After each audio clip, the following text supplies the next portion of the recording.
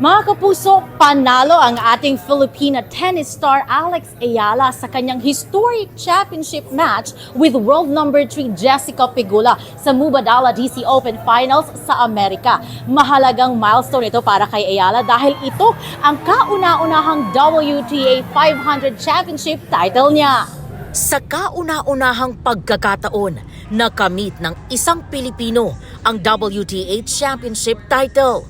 Nagkampiyon si Pinay tennis star Alex Ayala sa 2026 Mubadala DC Open Finals sa Washington DC sa Amerika. Ito ang pinakamalaking panalo ng 21-year-old tennis star. Historic ang laban matapos talunin ni Ayala sa rain-delayed finals ang world number 3 na si Jessica Pegula sa score na 4-6, 6-4, 6-0.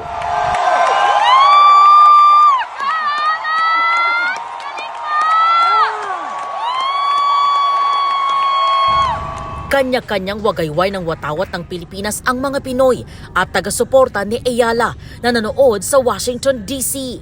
Dito naman sa Pilipinas, ang ibang Pinoy nagpuyat para subaybayan ang historic match sa watch party sa isang sports bar sa Pasig City. Walang tigil sa hiyawan at palakpakan ang fans sa tuwing makakapunto si Ayala.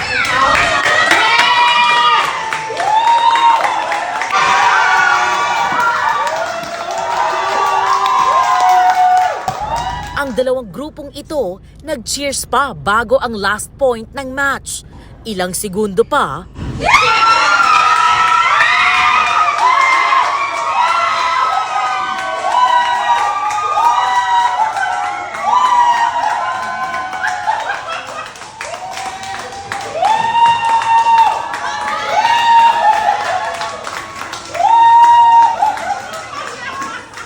natuldukan na ang laro at si Ayala ang itinanghal na kampyon.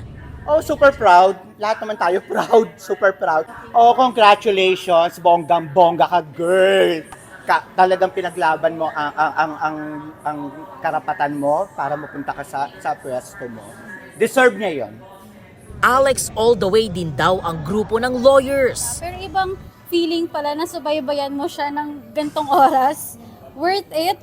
'Di ba? Parang sabi ko, worth it yung OT, worth it yung pagod sa pagsulat ng mga pleadings. Nasubaybayan namin na nanalo si Alex. Alex Yalak, patuloy kang maging inspirasyon sa mga Pilipino, sa mga Pilipina. We are always here to support you and keep shining. Ngayong may WTA 500 title na si Ayala, umani siya ng 500 ranking points na nagpaangat sa kanya sa number 20 current world ranking.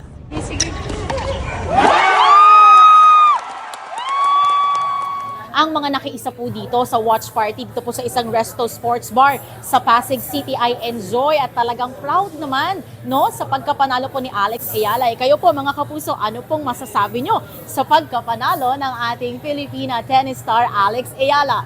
Mula po dito sa Pasig City, EJ Gomez, GMA News.